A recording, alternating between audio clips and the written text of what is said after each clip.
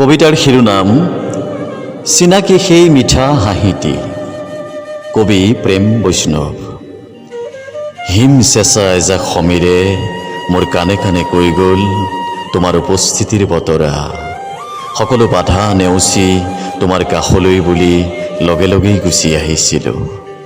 মই অহাৰ বাটলৈ চাই চাই তোমাৰ ভাগৰ লগা নাছিল। বৰ আগ্ৰহেৰে তুমি মোৰ অপেক্ষাত ৰৈ আছিলা। আজিও দেখা পাইছিলোঁ চিনাকি সেই মিঠা হাঁহিটি। তুমি আজিও বৰ ধুনীয়াজনী আৰু বৰ মৰম লগা হৈ আছা।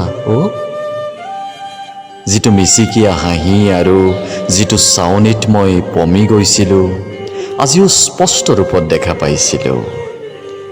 আজি 6 দশকৰ পিছত আকৌ সেই হাঁহি, সেই চাৱনি, যিয়ে মোৰ হৃদয়ৰ কোহে কোহে প্ৰেমৰ শিহৰণ বোৱাই আনিছিল। খন্তেকৰ বাবে পাহৰি গৈছিলোঁ মই যে 80ৰ ঊৰ্ধ্বৰ এজন বৃদ্ধ। বহু কথাই পাতিব লগা আছিল। ক'ৰ পৰা আৰম্ভণি কৰোঁ, কেনেকৈ আৰম্ভণি কৰোঁ, কথাবোৰ ভাবোঁতে ভাবোঁতে সময়বোৰ কেতিয়া যে শেষ হৈ গৈছিল গমকেই পোৱা নাছিলোঁ। জানা ইভালিনা, বয়সৰ চাপত শৰীৰে হাৰ মানিছে। ক'লা চুলি ৰূপালী হ'ল, মুখৰ দাঁতকেইটাও নোহোৱা হ'ল।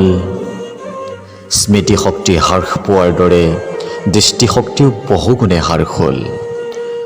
কিন্তু এই দুষ্ট মনটোৰ পৰিৱৰ্তন নহ'ল।